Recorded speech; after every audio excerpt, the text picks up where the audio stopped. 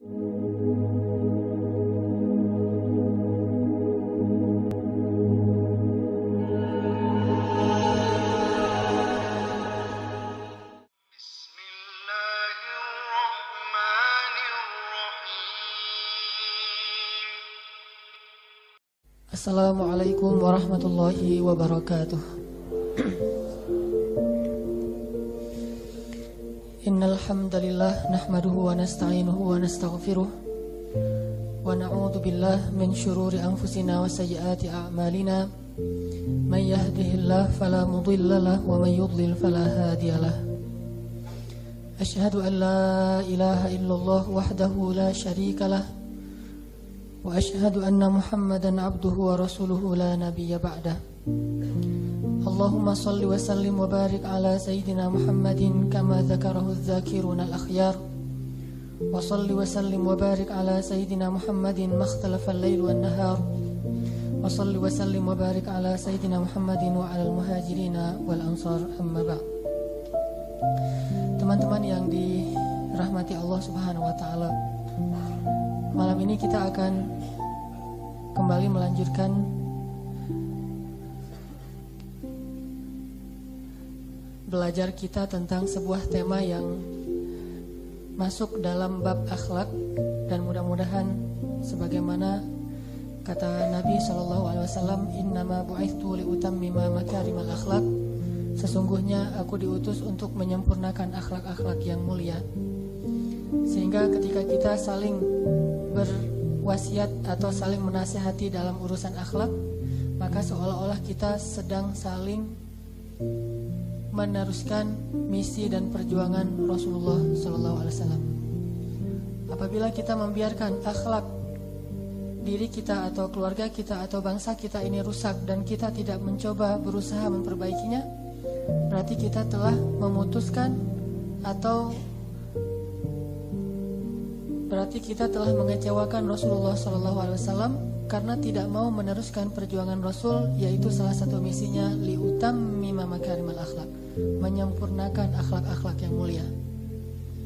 Dan selama akhlak kita yang kita rasakan memang belum sempurna, maka selama itu juga kita terus berusaha untuk menyempurnakan, memperbaiki, memperindah, menghiasi akhlak kita sebagaimana yang diajarkan Rasulullah SAW.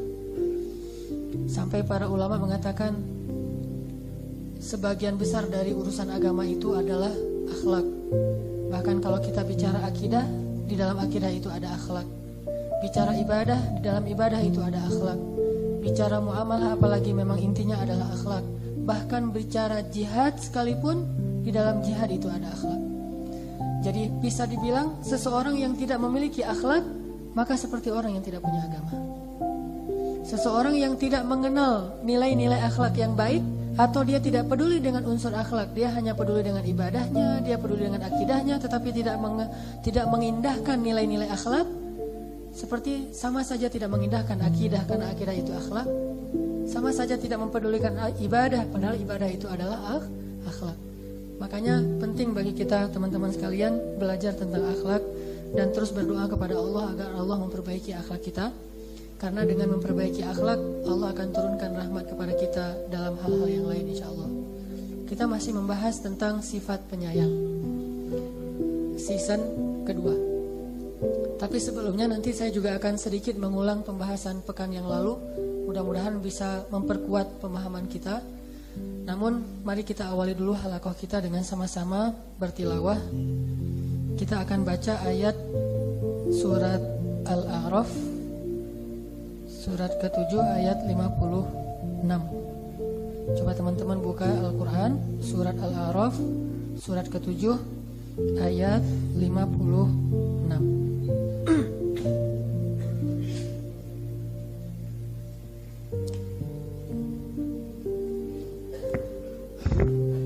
Surat Al-A'raf, surat ke-7 ayat 56.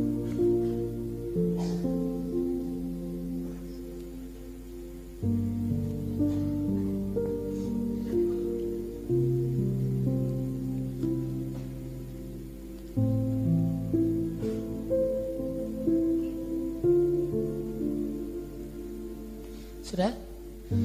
أعوذ بالله من الشيطان الرجيم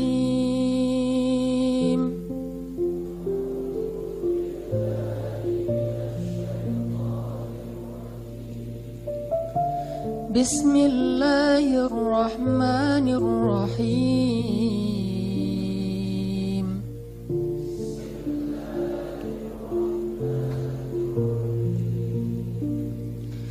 ولا تفسدوا في الأرض بعد إصلاحها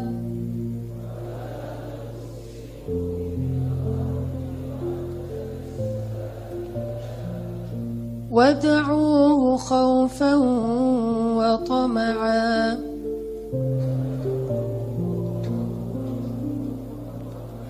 إن رحمة الله قريب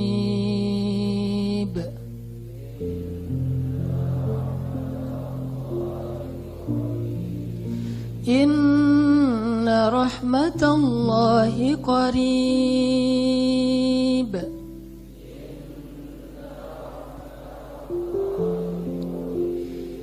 إن رحمة الله قريب من المحسنين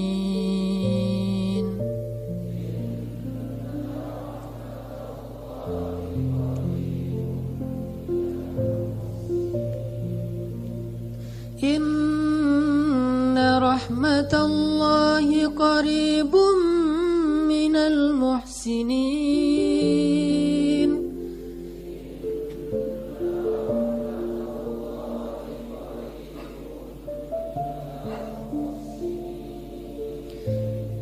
وهو الذي يرسل الرياح بشرا بين يدي رحمته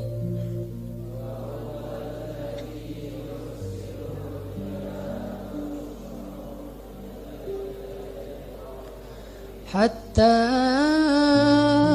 إذا أقلت سحابا ثقالا سقناه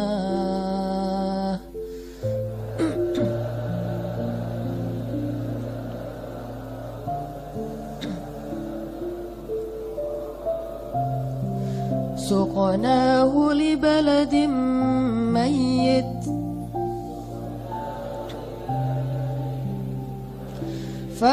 فأنزلنا به الماء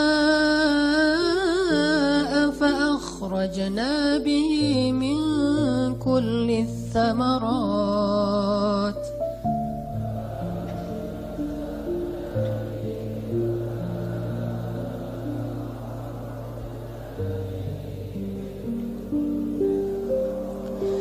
كذلك نخرج الموتى لعلكم تذكرون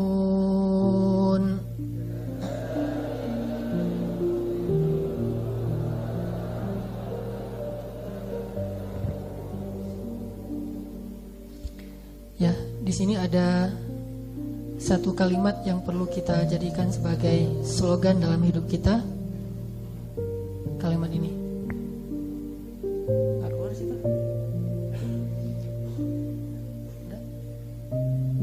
Kalimat di akhir ayat ke-56 yang tadi kita ulang-ulang, kalimat apa?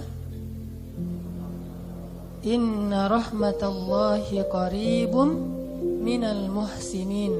Sesungguhnya rahmat Allah itu dekat sekali dari orang-orang yang muhsinin.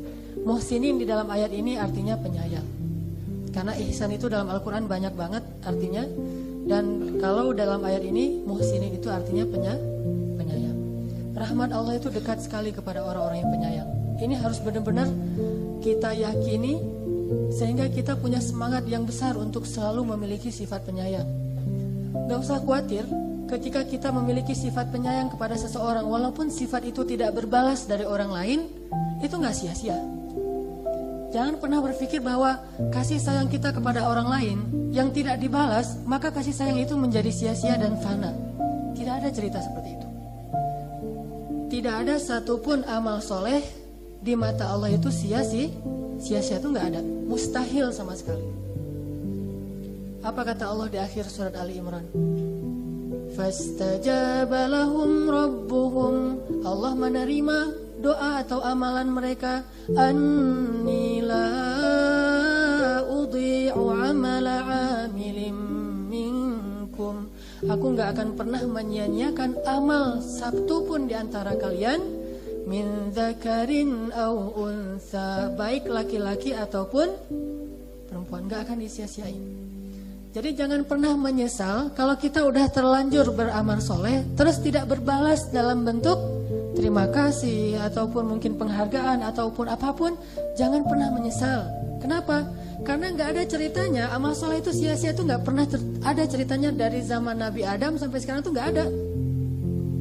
Kalau kita adalah orang yang merasakan bahwa amal soleh kita sia-sia, itu pasti orang pertama di muka bumi dan gak ada itu. Sehingga tidak perlu khawatir bahwa amal soleh kita itu menjadi terbuang begitu aja, gak ada ceritanya. Termasuk kasih sayang kita, rahmah, ra'fah, rasa kasihan kita kepada seseorang, usaha kita untuk membahagiakan orang lain, mulai dari keluarga kita, pasangan kita, anak-anak kita, orang tua kita, mertua kita, atau menantu kita, atau saudara ipar kita, atau tetangga kita, siapapun yang kita coba bahagiakan hatinya, kita coba bantu dia. Setelah kita bantu dia, kita tidak mendapatkan balasan apapun dari dia, maka itu tidak masalah. Kenapa? Ada balasan yang jauh lebih baik yang akan memberikannya kepada kita, yaitu balasan dari Allah Subhanahu wa taala. Gak ada sia-sianya. Sehingga Allah mengatakan, inna rahmatallah. Apalagi sih yang kita harapkan selain ini? Memangnya ada yang lebih baik daripada kalimat ini? Apakah kata-kata seseorang, kalau kamu berbuat baik kepada saya akan balas, apakah itu lebih baik daripada kata-kata Allah, inna rahmatallahi qarib? Memangnya ada yang bisa memberikan kepada kita kebaikan yang melebihi kebaikan Allah? Sehingga ketika Allah mengatakan inna rahmatallahi qaribun, kita bilang itu belum cukup ya Allah. Ini orang yang kurang beriman kepada Allah. Kalau kita yakin bahwa rahmat Allah itu yang paling wasi', yang paling luas, Allah itu paling karim, paling syakur, paling rahim, maka ketika Allah mengatakan inna rahmatallahi qarib, kita bahagia banget, alhamdulillah. Kalau Allah menjanjikan rahmatnya dekat kepada minal muhsinin, para penyayang, maka bersyukurlah menjadi seorang penyayang. Gak akan mungkin orang yang penyayang itu rugi. Gak mungkin. Sebagaimana kata Nabi SAW dalam hadis tentang 3 hal yang istimewa, demi Allah kata Nabi, tidak akan berkurang harta karena sedekah. Itu gak ada. Sehingga kita gak perlu berpikir tentang nanti kalau harta saya berkurang gimana. Mustahil. Orang Nabi sendiri yang mengatakan, dan Nabi itu as-sadiqul masduq, orang yang selalu berkata benar dan dibenarkan oleh langit. As-sadiq, dia selalu jujur dan dibenarkan oleh orang-orang yang ada di sekelilingnya. Masduq, Allah sendiri mengatakan dia benar. Wa ma yantiqu 'anil hawa in huwa illa wahyun yuha. Apa kata Nabi? Demi Allah, tidak berkurang harta karena sedekah. Demi Allah, tidaklah seseorang itu memberi maaf kecuali Allah Subhanahu wa taala akan mengangkat derajatnya. Tidaklah seseorang itu merendahkan diri kecuali Allah akan menambahkan kemuliaan dalam dirinya. Jadi nggak ada ceritanya orang yang beramal soleh itu rugi, itu nggak ada. Sehingga kalau kita berpikir bahwa keenakan dia, saya maafin dia yang udah menzalimi saya, terus saya maafin sehingga dia nggak punya dosa lagi, saya apa untungnya? Justru bukankah Allah mengatakan, ala tuhibbuna ayyaghfirallahu lakum? Tidakkah kalian juga suka jika Allah mengampuni semua dosa kalian? Karena fa'fu anhum wastaghfir lahum wasyawirhum, atau fa'fu wasfahu, maafkanlah dan berlapang dadalah. Intinya yakin bahwa Allah tuh nggak mungkin menyia-nyiakan sekecil apapun amal kita. Apa yang paling terkenal ayatnya? فَمَنْ يَعْمَلْ مِثْقَالَ ذَرَّةٍ خَيْرًا يَرَهُ وَمَنْ يَعْمَلْ مِثْقَالَ ذَرَّةٍ شَرًّا يَرَهُ. Sekecil apapun. Apalagi ini adalah bab kasih sayang, yang kecil dalam bentuk kasih sayang, besar nilainya di mata Allah Subhanahu wa taala. Memang ada amalan yang kecil, ada amalan yang besar, tetapi kasih sayang walaupun secara prakteknya mudah, gampang, simpel, kecil, tetapi nilainya di mata Allah itu amatlah besar. Dan Allah itu ngejanjiin banget rahmat bagi orang-orang yang penyayang. Makanya jangan ragu-ragu untuk menjadi seorang penyayang. Jangan pernah hitung-hitungan dalam bentuk kasih sayang. Jangan pernah berharap lebih kepada manusia atas kasih sayang kita. Karena kalau kita berharap lebih kepada manusia, maka Allah juga tidak mau terlibat dalam urusan itu. Libatkan Allah. Kalau kita libatkan Allah, Allah sendiri akan melibatkan manusia. Kalau kita libatkan manusia, manusia nggak bisa melibatkan Allah. Libatkan Allah, Allah yang akan mengutus manusia untuk menyayangi kita. Tapi kalau kita melibatkan banyak manusia, mereka walaupun berkumpul seluruh bumi nggak bisa mendatangkan setetes air pun dari kasih sayang Allah. Kenapa? Semuanya ada di tangan Allah. Bukankah hadis Ibnu Abbas berkata demikian? Lau annan nas ijtama'u ala ay yanfa'uk lan yanfa'uka illa bima kataballahu lak. Wa annan nas law ijtama'u ala ay yadurruk la yadurruka illa bima kataballahu alaik. Rufi'atil aqlam wa juffatis suhuf. Kalau manusia semuanya berkumpul, pengen nyenengin kamu, pengen ngebahagiain kamu, pengen memberikan manfaat untuk kamu, mereka nggak bisa ngasih manfaat buat kamu kecuali dengan seizin Allah yang Allah tuliskan dalam Lauhul Mahfuz. Dan kalau mereka berkumpul untuk menyakiti kamu, merugikan kamu, mencelakai kamu, menzalimi kamu, mencurangi kamu, mereka juga nggak bisa mencurangi kamu walau setetes air pun atau sebutir beras pun kecuali dengan izin Allah yang Allah tuliskan di Lauhul Mahfuz. Makanya udah transaksinya tuh sama Allah aja. Kalau kita transaksi dengan Allah, nanti Allah akan mendatangkan manusia untuk menyayangi kita.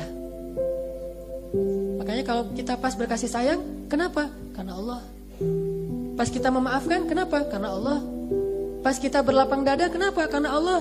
Sehingga ketika Allah sering disebut karena Allah, karena Allah, karena Allah, Allah akan mengatakan, lihat hambaku, dia melakukan ini karena aku. Besok kita bilang lagi, lihat lagi hambaku, kata Allah, dia melakukan karena aku. Wahai malaikat, saksikanlah, sesungguhnya aku sayang kepada hambaku itu. Maka Allah mengatakan kepada Jibril, sayangi dia wahai Jibril. Malaikat itu la ya'sunallaha ma amarahum wa yaf'aluna ma yu'marun. Itu sifat malaikat, nggak mau bermaksiat kepada Allah dan pasti mengerjakan perintah Allah. Ya Jibril, cintai dia. Maka Jibril saat itu juga mencintai hamba ini. Terus Jibril mengumumkan kepada seluruh malaikat, saat itu juga seluruh malaikat mencintai hamba ini. Lalu seluruh malaikat itu mengumumkan kepada penduduk bumi kecuali jin dan manusia saja, kecuali orang-orang saleh. Maka seluruh makhluk mencintai dia. Lalu bahkan hud, ikan di dalam lautan akan berdoa untuk dia dengan kalimat Allahummarham, Allahummarham, ya Allah sayangi fulan, ya Allah sayangi fulan, ya Allah tambahkan kasih sayangmu kepada dia. Apalagi yang kurang dari kalimat Allah? Sesungguhnya Allah cinta, Allah rahmat kepada orang-orang yang berkasih sayang. Karena kalau Allah sudah merahmatinya, menyayanginya, seluruh makhluk akan mencintainya. Tinggal kita tuh niatin aja karena Allah. Itu jauh lebih mudah daripada kita menunggu-nunggu, menanti-nanti, mencari tahu gimana agar kita mendapatkan balasan dari orang itu. Pas tidak dia balas, atau apalagi kalau dia sampai menyakiti kita, kita merasa bahwa kebaikan kita selama ini menjadi sia-sia. Ana inda dhanni abdi bi. Berarti kita akan mendapatkan sesuai dengan prasangka kita. Na'udzubillah min dzalik.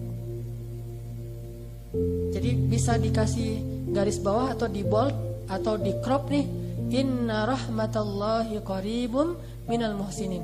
Sehingga ketika kita agak galau dikit dengan kasih sayang kita, kita lagi diuji untuk kasih sayang kita yang di masa lalu, kemudian kita belum mendapatkan balasan dari seseorang, ingatkan diri kita, wasiatkan diri kita dengan kalimat, oh ya, inna rahmatallahi qaribum minal muhsinin. Udah selesai. Inna rahmatallahi qaribun minal muhsinin. Sudah selesai. Sehingga kita nggak akan terlalu sakit hati ke orang lain. Kita nggak akan menyesali amal soleh kita sendiri. Kita nggak akan ngungkit-ngungkit. Kita nggak akan riak. Karena mengungkit-ngungkit itu dekat sekali dengan riak kan? Ketika kita kecewa, kita akan ngungkit-ngungkit itu. Apa kata Allah? Ya ayyuhalladzina amanu la tubtilu sadaqatikum bil manni wal adha. Jangan batalin sedekah kita atau amal soleh kita dengan man. Man mengungkit-ungkit apa yang kita pernah beri. Mengungkit-ungkit bentuk kasih sayang kita. Kamu ingat gak dulu siapa yang membantu kamu? Kamu ingat gak dulu gimana saya berusaha untuk ngebelain kamu? Kamu ingat gak dulu? Dan seterusnya dan seterusnya. Ketika kita mengungkit-ungkit kepada orang yang kita bantu, berarti kita man. Kalau kita mengungkit-ungkit kepada orang lain yang tidak kita bantu, berarti namanya ria. Gak ada untungnya. Pas kita kasih tahu ke orang yang kita bantu supaya dia sadar diri, itu namanya man. Maka kata Allah, la tubtilu shadaqatikum. Jadi batal kan? Tubtilu kan jadi batal. Kalau kita ngungkitnya bukan di depan dia, tetapi di depan orang lain, namanya ria'an nas, ria. Maka kedua-duanya itu menggugurkan kebaikan kita. Kenapa kita jadi mengungkit-ungkit? Karena kita nyesel. Soalnya kasih sayang kita tidak berbalas. Kenapa kita mengungkit-ungkit? Karena kita sakit hati. Karena kita kecewa terhadap kebaikan kita yang belum mendapatkan balasan dari orang itu. Tapi kalau kepada Allah, kita boleh ngungkit-ngungkit. Asal selama kita nggak marah-marah kepada Allah, kalau kita ungkit-ungkit dikit dengan bahasa yang lembut, Allah senang banget. Allah tahulah, kita mah orangnya agak-agak pamrih gitu ya. Kalau kepada Allah sih nggak masalah. Ada nggak cerita orang yang mungkin amal dia di masa lalu? 3 orang yang terkurung di gua itu kan, ya Allah, saya dulu punya ibu, saya sangat berbakti kepadanya. Jika engkau ridho dengan amal saya itu, selamatkan kami dari gua. Allah selamatin. Orang yang kedua, saya punya pegawai, saya selalu wafa menyempurnakan haknya. Jika engkau ridho maka selamatkan saya, selamat juga. Ya Allah, saya terhindar dari zina karena takut kepadamu. Jika engkau ridho dengan amal saya, selamatkan saya. Allah selamatin. Mengungkit-ungkit amal kita di hadapan Allah namanya munajat. Namanya munajat. Nabi Nuh mengungkit-ungkit amal solehnya di hadapan Allah dengan mengatakan, ya Allah, saya telah berdakwah kepada mereka siang dan malam. Saya menggunakan cara ini dan cara itu, secara diam-diam dan terang-terangan. Ya Allah, ya Allah, ya Allah. Itu tidak masalah, itu namanya munajat, syakawa di hadapan Allah. Bahkan kalau kita munajat curhat kepada Allah itu sampai ada surat curhat di dalam Al-Quran. Coba sebutkan surat apa yang isinya curhat. Al-Mujadilah. Itu kalau kita terjemahin, surat itu adalah surat curhat. Bukankah Mujadilah atau Mujadilah artinya curhat? Tapi kalau Mujadilahnya ke manusia, itu namanya man dan riya. Kalau curhatnya kepada Allah, itu namanya munajat. Nabi Zakaria curhat kepada Allah, Nabi Ibrahim curhat kepada Allah, Nabi Musa curhat kepada Allah. Semua mereka curhat kepada Allah, apalagi Nabi Muhammad. Sampai curhatnya itu diistilahkan bukan lagi munajat, istighatsah. Iltastaghitsuna rabbakum di dalam surat Al-Anfal. Ini artinya, kenapa seseorang mengungkit kebaikannya di depan orang yang dia bantu atau orang lain? Karena dia sudah berputus asa menanti balasan dari orang itu, sehingga dia berharap dari orang lain. Kalau kita mengatakan di depan orang yang kita bantu, kita udah putus asa menunggu, akhirnya kita kasih tahu juga biar dia balas, kan? Kalau kita nggak bisa ngasih tahu di depan dia, kita kasih tahu ke orang lain, kita udah berputus asa menunggu balasan dari dia, kita berharap balasan dari orang lain. Minimal orang lain mengatakan kamu itu memang baik ya. Cuma kasihan dia tuh orangnya nggak tahu terima kasih dan segala macam. Nah ini berarti kan kita mengharapkan balasan walaupun sekedar pujian dari orang lain. Apa sih untungnya digituin? Bukankah ruginya lebih besar sehingga amal kita nggak ada nilai lagi di mata Allah? Na'udzubillahi min dzalik. Makanya perlu digaris bawahi nih kalimat Inna rahmatallahi qaribum minal muhsinin. Sesungguhnya rahmat Allah itu sangat dekat kepada orang-orang yang penyayang. Ini kalau status kita sebagai orang yang penyayang. Tapi kalau status kita sebagai orang yang disayang, beda. Jangan pakai kalimat, kamu mah gak usah ungkit-ungkit. Kalau gitu kamu udah batal atau amal kamu. Jangan gitu. Kan status kita sebagai orang yang disayang beda dong. Makanya kita harus tahu status kita, update terus status kita tiap hari tuh. Kalau status kita hari ini adalah penyayang, pakailah kalimat ini, Inna rahmatallahi qaribum minal muhsinin. Udah gak usah harapin dari dia. Tapi kalau status kita orang yang disayang, jangan pakai ayat ini. Jangan pakai dalil-dalil yang saya sebutkan tadi untuk mojokin orang yang berkasih sayang kepada kita, malah membuat dia kecewa, kasihan. Udah aja pakai dalil yang lain. Apa itu? Kata Nabi, man la yashkurun nas la yashkurullah. Siapa yang gak bisa berterima kasih kepada manusia, berarti dia bukan orang yang bisa berterima kasih kepada Allah. Itu namanya wise, bijak, menempatkan dalil sesuai dengan profil atau statusnya. Orang yang gak bijak itu menempatkan dalil untuk keuntungan pribadinya. Giliran dia yang menjadi penyayang, dia pakai hadis, kalau kamu gak bisa berterima kasih kepada saya, berarti kamu gak bisa berterima kasih pada Allah kan? Berarti kan kita nih sama aja dengan mengungkitkan ya. Kalau dia jadi orang yang disayang, dia pakai dalil, kalau kamu mengharapkan dari saya, berarti kamu sia-sia di mata Allah. Ini gak akan jalan yang kayak gini. Suami kerja siang malam gitu ya, pas pulang ke rumah, Istri yang solehah itu harusnya enggak. Tetapi dia bilang, wah istriku maafin ya, karena belum sempurna memberikan hak-hak kamu. Itu yang harusnya diucapkan suami ketika pulang, bukan nih baca nih, atau langsung dikirim share nih hadis-hadis tentang istri yang soleh, baca tuh, ntar saya tunggu. Enggak gitu. Gimana firman Allah di surat An-Nur? Walladzina yu'tuna ma ataw wa qulubuhum wajilah. Orang yang sudah banyak beramal soleh tapi hatinya selalu merasa kurang. Itu kalau status kita sebagai orang yang beramal soleh. Wajilah itu apa? Merasa kurang, kayaknya nih belum sempurna nih amal soleh saya, kayaknya saya belum wafa menyempurnakan hak-hak kamu. Sehingga selalu introspeksi diri, karena ngerasa bahwa amal kita emang belum baik. Istri juga gitu, pas suami pulang dia bilang, aduh maaf ya belum dandan, maaf ya belum mandi, maaf ya segala macam. Atau udah dandan, udah mandi, udah nyiapin segala macam, tetap pas suami udah makan semuanya, maka kemudian dia, ini saya tunjukin nih gambarnya nih. Ini keren banget hadisnya, saya sampai mau menangis membaca hadis ini. Anas bin Malik menuturkan, Rasulullah SAW bersabda, maukah kalian aku beritahu tentang wanita penghuni surga? Gak keluar ya? Maukah kalian aku beritahu tentang wanita penghuni surga? Kami menjawab, tentu ya Rasulullah. Apa kata Rasulullah? Setiap wanita yang penyayang dan banyak anak. Setiap wanita yang penyayang dan banyak anak. Apa arti banyak anak? Gak pernah nolak. Cukup segitu aja ya, gak usah diperjelas.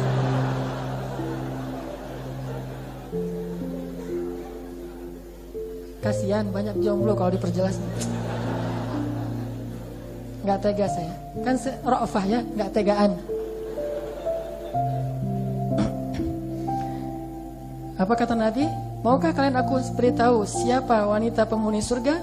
Ini dijamin surga nih ya, ibu-ibu, akhwat, mau dijamin surga? Nabi nanya sama ibu-ibu nih, wahai ummahat, ya amatallah, maukah kalian tahu siapa wanita yang dijamin surga? Kata para sahabat, mau ya Rasul. Kata Rasulullah, wanita yang penyayang dan banyak anak. Penyayang itu orangnya itu manja, orangnya itu caper sama suami. Orangnya itu selalu pengen menampilkan yang terbaik dari dirinya. Perhiasan-perhiasannya itu dikasih semua ke suaminya. Jadi jangan menutupi perhiasan kita di hadapan suami. Itu salah. Tutupilah perhiasan kita di hadapan yang bukan muhrim. Di hadapan suami, udah buka-bukaan aja. Itu namanya penyayang. Manja-manjain aja. Itu namanya penyayang. Pas suami datang dipijetin, pas suami datang langsung dikasih makanan kesukaan suami. Itu namanya penyayang. Udah gitu banyak anak, siap sedia kapan saja, di mana saja. Ya gitu-gitu deh. Seneng banget dibicarain gitu-gitu. Tapi belum selesai ya hadisnya. Terus kata Nabi apa? Bila dipancing kemarahannya, ini masih perempuan yang ahli surga. Bila dipancing kemarahannya, atau dicurangi, atau dimarahi oleh suaminya, dia berkata, wahai suamiku, inilah tanganku, pukullah, aku tidak akan memejamkan mataku sampai engkau merasa ridho kepadaku. Jadi pas suaminya marah, suaminya suaminya kecewa, dia berikan tangannya, dua-dua tangannya kayak orang lagi di strap gitu di kelas.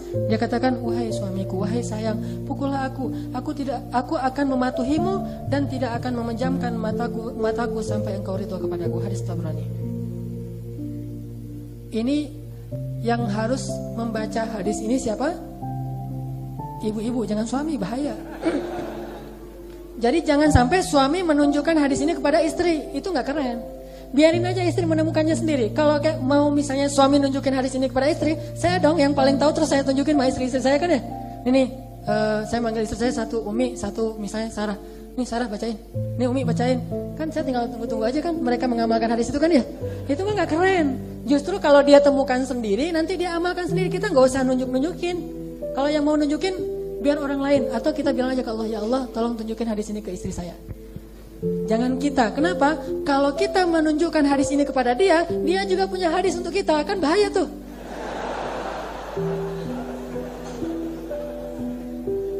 Ini mah hadisnya udah gitu ya. Apa kata istri? Ini bukan hadis sih, cerita yang paling dihafal sama ibu-ibu itu apa? Umar pernah dimarahin istrinya. Terus dia diam-diam aja. Kemudian dia pergi ke rumah Rasul. Rasulullah juga lagi dimarahin istrinya dan Rasulullah diam. Tuh, Pa, lihat tuh.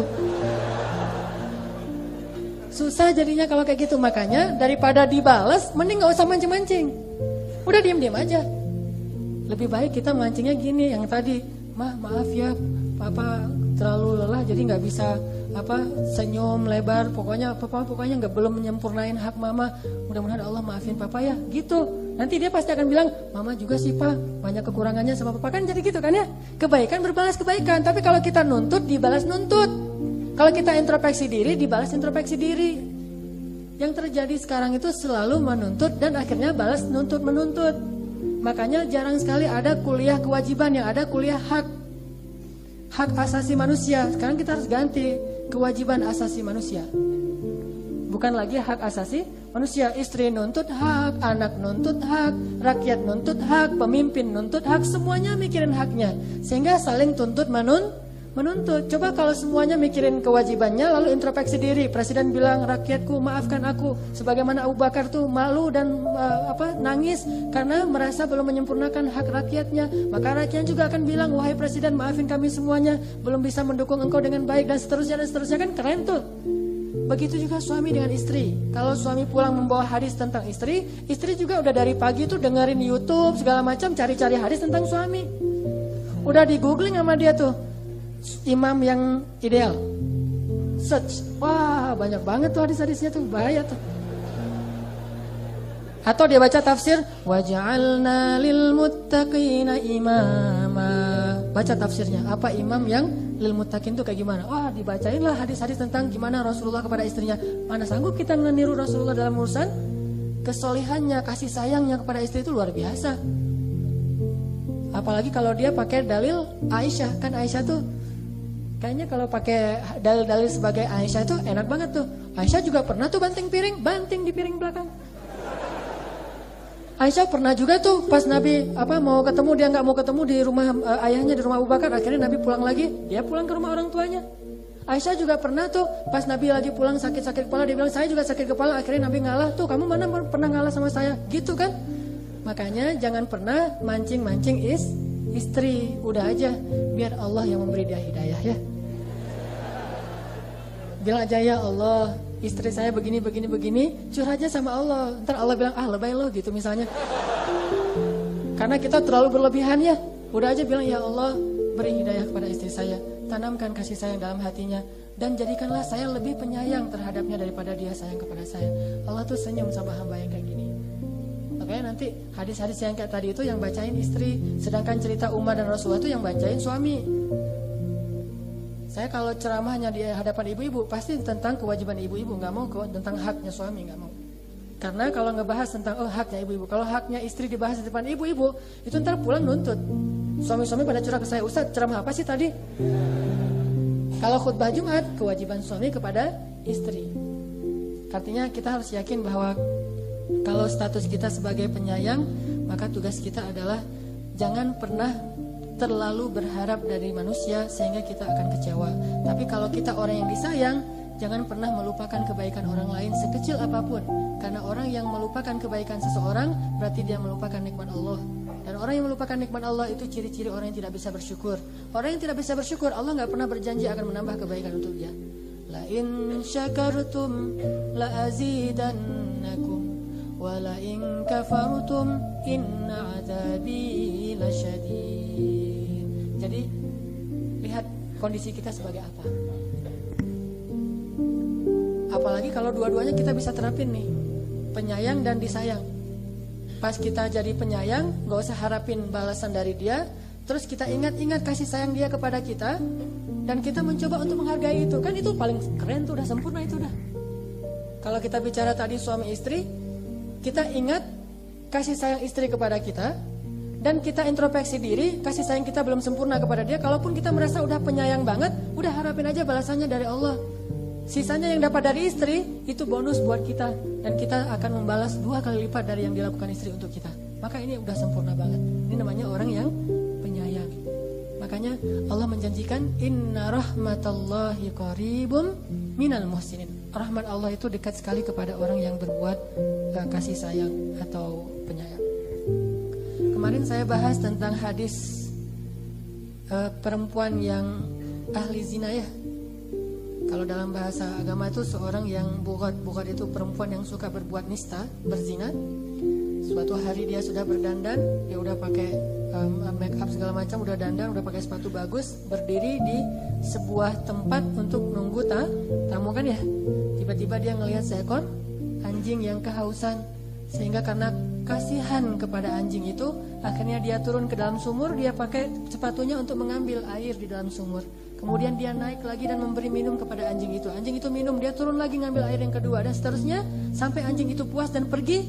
Kemudian tiba-tiba Allah, karena dia udah punya sifat penyayang, Allah turunkan kasih sayang dari langit kepada perempuan ini. Apa kasih sayangnya? Pertama, Allah beri dia hidayah. Yang tadinya udah pengen berzina, tiba-tiba gak tertarik lagi berzina. Makanya kalau misalnya kita pengen gak tertarik lagi dengan dosa-dosa, jadilah penyayang. Sehingga Allah turunkan rahmatnya. Yang pertama hidayah. Jadi gak tertarik lagi berzina. Udah dia pulang, gak jadi nunggu tamu. Tamunya manggil, ay gitu. Apaan sih, udah pulang aja. Udah gak tertarik, saya udah taubat, saya udah hijrah gitu. Terus tamunya cari yang lain. Jadilah penyayang. Allah kasih hidayah. Itu yang pertama, rahmat Allah. Kedua apa? Allah hapuskan dosa-dosa dia seluruhnya. Bayangin cuma ngasih minum anjing aja dihapusin dosa semuanya. Gimana coba rahmat Allah kepada orang-orang yang berbuat kasih sayang. Apalagi yang dikasih minum itu manusia. Anjing aja Allah yang dalam fikih itu haram, tapi Allah memberikan dia rahmat yang luar biasa. Dihapuskan seluruh dosanya, 0. Yang ketiga apa? Dijamin surga. Hadis Bukhari Muslim. Dijamin surga. Sehingga Nabi mengatakan hiya min ahlil jannah. Hanya satu sifat kasih sayang kecil loh, tapi dia min ahlil jannah. Apalagi yang kita harapin setelah itu? Bukankah Allah maha membalas yang paling baik dalam balasannya atau dalam penghargaannya? Sehingga gak usah khawatir. Berkasih sayanglah kepada siapapun, terutama keluarga kita, orang tua kita. Jangan berpikir orang tua saya itu tidak pernah memberikan nafkah saya, orang tua saya itu mengecewakan saya dan seterusnya. Itu urusan dia. Urusan kita, saya ingin berkasih sayang kepada dia. Kalau dia gak membalas, ada yang akan membalas dan lebih baik balasannya, yaitu Allah Subhanahu wa ta'ala. InsyaAllah nanti kita lanjutkan setelah sholat isya. Teman-teman yang dirahmati Allah Subhanahu wa ta'ala, tadi kita membahas poin pertama untuk sesi kedua ini adalah kalau kita jadi orang yang penyayang, maka jangan terlalu banyak berharap balasan dari orang yang kita sayang. Karena penyayang itu udah penyayang aja, gak ada penyayang plus pamrih. Udah aja yang namanya penyayang, penyayang. Yang namanya mencintai, bukan mencintai dan ingin dicintai. Bukan penyayang dan ingin disayang. Bukan pengasih dan ingin dikasihi. Bukan pemberi dan juga ingin diberi. Wala tamnun tastakthir.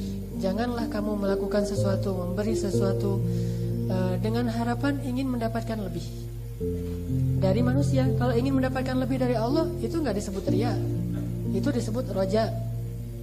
Kalau ingin mendapatkan lebih dari Allah, itu emang bagian dari iman. Bukankah roja itu bagian dari iman? Khauf itu bagian dari iman. Roja itu berharap, khauf itu takut, hub itu cinta. Semua ini bagian-bagian dari keimanan. Bukankah iman itu ada 60 sekian cabang? Jadi kalau berharapnya kepada Allah, itu roja dan itu bagus banget. Harusnya manusia kayak gitu. Justru kalau kita gak berharap apa-apa dari Allah, itu namanya istaghna, merasa serba cukup, dan itu orang sombong. Kalla innal insana la yatagha. Manusia itu akan banyak melakukan dosa, melampaui batas, sombong kalau dia ar-ra'ahu istaghna, kalau memandang dirinya serba cukup. Apa arti memandang dirinya serba cukup? Gak merasa butuh apa-apa lagi. Baik kepada manusia itu masih oke, apalagi kepada Allah itu gak oke tuh. Gak merasa saya mah gak berharap pahala, saya mah gak berharap surga, saya mah gak berharap dihindarkan dari api neraka. Yang penting mah saya mah ngelakuin amal soleh aja, kan itu ikhlas. Ikhlas itu gak kayak gitu. Ikhlas itu bukan gak ngarapin apa-apa, itu bukan gak ikhlas, bukan ikhlas tuh. Itu agak-agak bingung sih. Ikhlas itu tidak mengharapkan balasan dari manusia, tetapi sangat berharap balasan Allah. Bukankah Allah sendiri yang nyuruh kita meminta dan mengharapkan rahmat Allah? Dan Allah sendiri menawarkan banyak rahmat di dalam Al-Quran. Bahkan kalau perlu kita mengharapkan rahmat Allah itu dengan berdoa kepada Allah itu khaufan wa tama'an. Khauf itu rasa takut, tama' itu tamak. Tamak terhadap apa? Terhadap ampunan Allah, terhadap ridho Allah, terhadap rahmat Allah, terhadap surga Allah, harus tamak. Saking tamaknya Nabi bilang kalau kamu meminta kepada Allah fa idza sa'alta Allah fas'al jannatal firdausil a'la. Mintalah surga firdaus yang paling tinggi. Makanya kalau kita jadi orang yang penyayang, udah penyayang aja. Karena baru disebut penyayang sejati kalau dia tidak berharap balasan dari manusia. Udah penyayang aja. Baru disebut pecinta sejati kalau dia mencintai tanpa harus membuat syarat. Saya mencintai kalau cinta saya dibalas dengan cinta yang sama. Sehingga muncullah istilah bertepuk sebelah tangan. Kalau sebelah tangan gak usah bertepuk. Gini aja, ini apa namanya? Apa? Memetik jari. Jadi apa sih ini? Nggak jelas gini. Pokoknya itulah intinya. Yang namanya mencintai, udah mencintai aja. Kenapa? Karena kata Allah Subhanahu Wa Taala sesungguhnya cinta itu adalah rahmat Allah kepada orang-orang yang soleh. Innalladzina amanu wa amilus solihati sayaj'alu lahumur rahmanu wudda. Sesungguhnya orang yang beriman dan orang yang beramal soleh, Allah jadikan di dalam hati mereka rasa kasih sayang. Jadi kasih sayang dalam hati kita itu rahmat Allah yang ingin, yang baru sah kalau kita ekspresikan, kita limpahkan, kita berikan ke orang lain. Kalau kasih sayang itu hanya ada di dalam hati kita tapi nggak pernah kita keluarkan, itu nggak disebut kasih sayang. Itu disebut ide kasih sayang. Baru ide, baru wacana, belum disebut kasih sayang. Karena kasih sayang ini sifat yang baru sah kalau dituangkan, kalau diekspresikan, kalau dilakukan, baru namanya kasih sayang. Kalau belum diekspresikan, belum menjadi kasih sayang. Dan kasih sayang itu adalah rahmat Allah dalam hati orang yang beriman. Bukan rahmat Allah dalam hati orang yang lain untuk orang yang beriman, bukan. Rahmat Allah di dalam hati orang yang beriman. Rahmat Allah kepada kita. Rahmat Allah di dalam hati kita untuk orang lain. Bukan rahmat Allah di dalam hati orang lain untuk kita. Ini kasih sayang dalam bentuk yang pertama. Kecuali orang-orang soleh, memang kita meminta Allahumma inni as'aluka hubbak wa hubba man yuhibbuk. Ya Allah, aku meminta kepadamu cintamu dan cinta orang yang mencintaimu. Tetapi kalau dengan orang yang biasa, dengan keluarga, dengan teman, dengan seterusnya, yang kita kayaknya orang-orang biasa-biasa aja, nggak keren-keren amat, maka bentuk kasih sayang itu bukan dari dia kepada kita, tapi dari kita kepada dia. Dan ketika kita bisa menyayangi dia, itu udah cukup bahagia. Jangan nunggu nuntut dan segala macam. Saya kan udah kasih sayang sama dia, kok dia belum balas sih? Kok dia belum berterima kasih sih? Artinya kalau kayak gitu berarti kita kasih sayangnya itu bukan untuk dia, tetapi kita meminta kasih sayang dari dia dengan cara ngasih dulu pancingannya. Jadi intinya kasih sayang itu ya udah kasih. Apa yang dikasih? Sayang. Kalau kita berharap dari dia namanya bukan kasih sayang tapi nerima sayang. Bukan kasih sayang tapi nunggu sayang, nerima sayang, menanti sayang. Mana ya sayang? Kan gitu kan? Kalau kasih sayang udah kasih aja. Soal dia bisa balas atau enggak, satu, kita harus sadar diri. Kalau dia gak bisa membalas kasih sayang kita, emang kita gak layak. Ingat dulu keburukan kita, kejelekan kita, kekurangan kita yang sering nyulitin dia, nyusahin dia tuh lebih banyak daripada kasih sayang kita. Sehingga kalau dia belum bisa membalas kasih sayang kita, emang kita gak layak akan itu. Terus apakah kita masih layak berharap dari Allah? Tetap layak. Karena kenapa? Allah itu tidak pernah merasa disakiti oleh hambanya.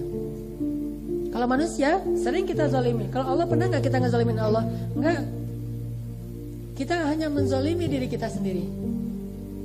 Kita gak pernah bisa menzalimi Allah. Kalau kita berbuat zalim, meninggalkan sholat segala macam, itu hanya menzalimi diri sendiri. Namanya zalimun li nafsih. Bukan zalim terhadap Allah Subhanahu Wa Taala, tapi zalimun li nafsih, menzalimi diri sendiri. Karena kita nggak pernah, Allah nggak pernah merasa disakiti. Orang emang Allah nggak akan sakit oleh kita. Sampai ulama bilang seandainya seluruh makhluk ini bermaksiat pada Allah, itu nggak akan mengurangi kemuliaan Allah walaupun setetes air dari ujung jarum yang dicelupkan ke laut. Sama sekali nggak akan ngurangin kemuliaan Allah. Dan kalau semua makhluk berkumpul untuk beribadah kepada Allah, itu juga nggak akan nambahin kemuliaan Allah walaupun setetes dari air dari ujung jarum yang dicelupkan ke laut. Artinya nggak ngaruh bagi Allah. Sehingga kalau kita berbuat amal soleh sedikit, kita boleh meminta rahmat Allah Subhanahu Wa Taala. Tapi kalau kita mengharap rahmat dari manusia, kenyataannya kita sendiri juga nggak baik-baik banget ke orang itu. Mungkin kesalahan-kesalahan kita lebih banyak daripada kebaikan. Intinya kita memang nggak berhak. Makanya jangan terlalu berharap. Kalau misalnya dia nggak bisa balas, kalau kasih sayang kita nggak dibalas, ingat kita memang nggak berhak akan itu. Ingat aja nih ke dosa-dosa kita. Dulu saya pernah nyakitin dia. Dulu saya dan seterusnya. Kekurangan saya itu lebih banyak daripada kebaikan saya. Ingat aja kayak gitu. Sehingga kita nggak pernah berpikir, menunggu, menanti kapan dia akan membalas kebaikan kita. Sehingga kita melakukannya tuh murni saya ingin berkasih sayang, bukan ingin menerima balasan dari kasih sayang. Saya ingin mencintai, bukan ingin mendapatkan cinta dari orang, bukan gimana ya, ingin dibalas cintanya. Soal dibalas apa enggak, udah serahin aja sama Allah aja. Memang kita masih kurang yakin sama Allah. Sudah serahin aja sama Allah. Gak ada ruginya kan kita mencintai orang yang halal kita cintai, kita berkasih sayang kepada orang-orang yang berhak kita kasih sayangi. Itu gak ada ruginya. Soal dibalas apa enggak, serahin aja sama Allah, udah biar Allah yang menyelesaikan masalah itu. Allah punya cara. Sehingga kalau kita transaksinya dengan Allah, udah aja kita menantinya dari Allah, bukan menantinya dari manusia. Kalau menantinya dari Allah, kita yakin banget Allah membalas kasih sayang kita dengan berbagai macam cara yang kita sadari atau yang tidak kita sadari. Serahin aja sama Allah. Kadang kita nyesel gitu. Ada tukang atau ada pembantu pas akad di awal, karena kita kasihan ya, ngelihat wajahnya melas, ngelihat keluarganya kayaknya anaknya banyak, akhirnya kita buat akad di awal. Gajinya satu hari yang harusnya 80.000, kita bilang 150.000 gak apa-apa kok Pak, saya rela gitu. Udah gitu, udah transaksi, kita bayar di awal juga, kasihan sama dia. Atau di tengah pas makan siang, kita kasih uang jajan makan 20.000, udah sekalian dengan gaji, kan gitu ya, 170.000 kasih. Berharap dia menunaikan hak kita kan, menunaikan amanahnya. Namanya orang kadang-kadang berubah pikiran kalau udah ada duit di tangannya. Pas dikasih uang, dikasih jajan untuk makan, kerjanya asal-asalan. Nyesel gak tuh? Nyesel kan, manusiawi kan gitu ya. Normalnya kita akan nyesel, aduh tahu gitu saya tadi mau ngasih 70.000 aja. Tahu gitu saya gak akan buat akad di awal. Tahu gitu saya emang gak akan ngasih dulu sampai dia selesai, pas mau pulang baru dikasih. Apalagi ada yang modal kasbon. Pak, minta kasbon dulu, gak ada uang untuk saya ada utang gitu misalnya. Suka ada gitu tuh. Apalagi kalau tukang yang kerja di rumah kita lama, misalnya sebulan, baru seminggu minta kasbon. Pembantu juga gitu, baru seminggu minta diutangkan dulu, nanti dibayar pakai gaji bulan depan, kan suka gitu. Kita kasih nih, pas sudah dikasih duit, dia ngerasa mungkin udah hasil kerjanya udah gak ada hasil karena udah berbentuk hutang, akhirnya males-malesan atau mungkin dia minta izin pulang gak balik-balik lagi. Nyesel gak tuh? Kenapa nyesel? Karena kita transaksinya dengan manusia, bukan dengan Allah. Kalau kita transaksinya dengan Allah, mana mungkin kita nyesel? Bukankah Allah selalu maha syakur, selalu akan ngebalas? Kalau dia gak bisa membalas, Allah akan membalas dengan cara yang jauh lebih baik. Dan dibalas Allah tuh lebih keren daripada dibalas manusia. Kalau gitu, alhamdulillah ya dia gak pulang, Allah mau ngasih pembantu yang lebih baik misalnya. Doain aja, Allahumma ajurni fi musibati wakhluf li khairan minha. Ya Allah, beri saya pahala dalam musibah ini dan beri saya ganti yang lebih baik darinya. Kayak saya cerita kemarin di Al-Murabbi, malam minggu kemarin kan Qiyamul Lail ya. Pas Qiyamul Lail HP saya jatuh.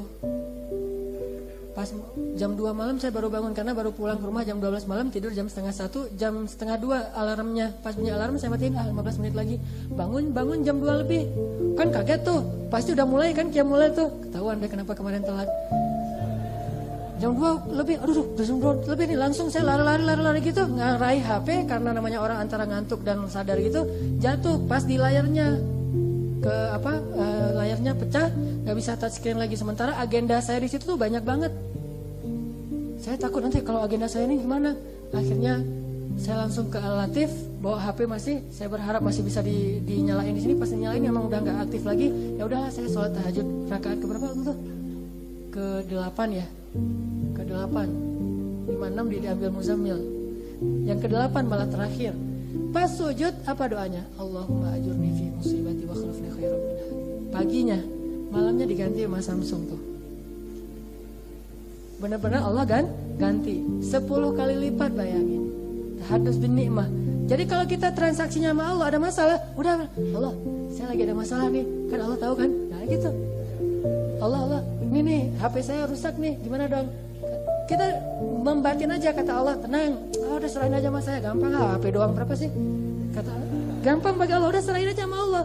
Dengan yakin. Kalau nggak dengan yakin, kayaknya kita menanti sesuatu yang semu.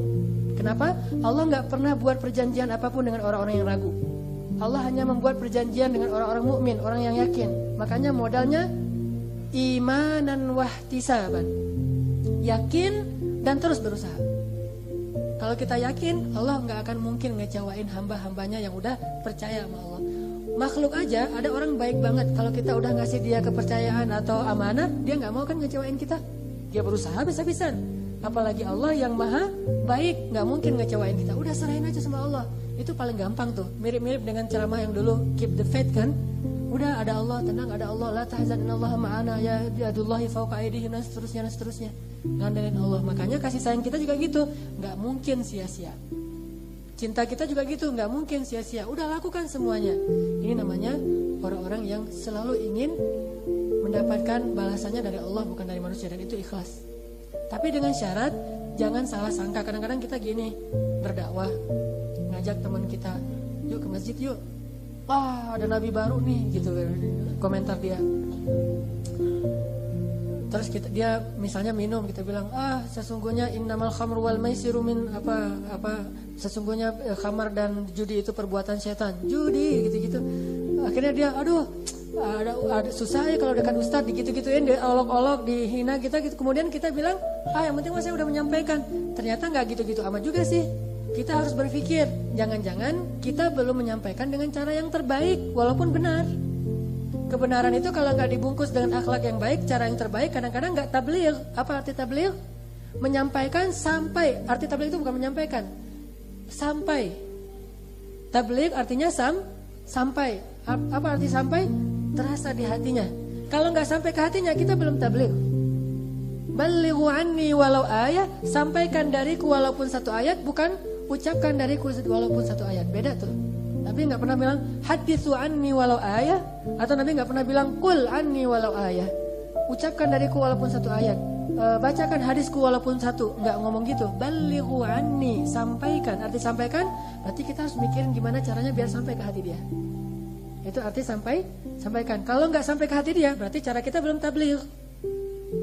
Cara kita baru istilahnya bukan tabligh, istilahnya lebih ke presentasi, qaul, hadis, belum tabligh. Sedangkan tabligh, Nabi mengatakan kepada para sahabat, ala hal ballaght, bukankah aku sudah menyampaikan? Kalian udah merasa tersampaikan nggak?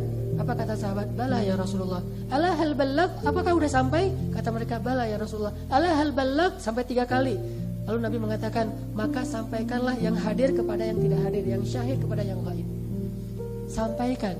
Jadi jangan mentang-mentang, yang penting kan saya udah menyampaikan, urusan dia nggak menerima, yang penting saya dapat pahala dari Allah. Nggak segitu aja, itu masih koma tuh. Kita harus mikirin juga, kenapa dia jadi malah kita kasih malah sebel. Jangan-jangan yang kita kasih itu kayak menghina dia gitu. Misalnya teman kita titik, tiba-tiba kita kasih obat peninggi badan. Itu kan sama menghina dia kan. Lo pikir gue pendek gitu kan, gitu kan. Makanya dia marah. Atau misalnya kita kasih ke kalau ke istri kita tuh ini obat langsing. Itu tuh bahaya banget tuh.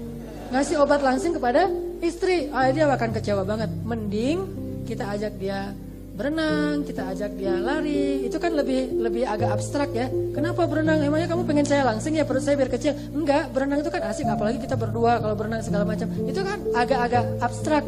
Tapi kalau ngasih obat hadiah ulang tahun, pas dibuka kejutan, obat pelangsing, terus modelnya tuh langsing banget, nggak kayak dia. Itu mah pukulan telak banget tuh. Bisa jadi bukan maksud kita yang salah, tapi cara nyampeinnya nggak tepat gitu. Walaupun maksud kita tuh baik banget, tulus banget. Aku tulus kok ngasih itu kepada kamu yang gitu kan ya. Ya sih tulus, tapi nggak gitu amat juga kali gitu kan kata dia. Intinya harus memikirkan cara juga. Makanya ikhwafillah, sahabat-sahabat sekalian, pikirkan cara yang terbaik, lakukan dengan tulus, sisanya biar Allah yang menyelesaikan, biar Allah yang membalas. Terus kemarin kita ngebahas tentang 2 bentuk kasih sayang kan? Apa aja? 1 Rauf, kedua Rahim, Ra'fah dan Rahmah. Kalau Rauf itu apa? Merasa kasih, merasa ingin menghilangkan kesulitan orang, itu Rauf. Pengen ngilangin kesulitan orang, nggak tega kalau ngelihat orang kesusahan, nggak mau nyusahin orang, itu Rauf banget tuh. Nggak mau menyusahin orang, bahkan gampang terenyuh, gampang tersentuh, gampang empati, I care tuh itu Rauf tuh. Apa aja dia Rauf, nggak tega. Karena nggak tega, akhirnya dia pengen hilangin kasih sayang orang, masalah orang, kesulitan orang. Itu namanya Rauf. Rauf suami kepada istri kayak gimana? Yang dulu kan Rasulullah tuh nggak nuntut istri harus masak ini, harus masak itu. Tapi kalau dimasak senang juga sih. Cuma kalau nggak dimasak nggak apa-apa. Istri kepada suami, jangan minta sesuatu di luar kemampuan suami. Ada ayatnya di surat Al-Ahzab. Ketika istri-istri Nabi meminta tambahan nafkah, suami kemudian gak sanggup, akhirnya Allah menegur istri-istri Nabi. Kalau kalian menginginkan dunia, aku berikan, tetapi setelah itu diceraikan baik-baik. Mau gak gitu? Atau mengeluh. Karena ketika kita mengeluh kepada orang lain, orang tua, pasangan, kepada siapapun, mengeluh hak kita, maka kita berarti gak kasihan kepada dia, gak punya sifat kasih, pengasih kepada dia. Kalau ke sahabat, sifat pengasih ini gimana? Gak tegaan. Kalau ke sahabat, gak tegaan kepada sahabat, bentuknya kayak gimana?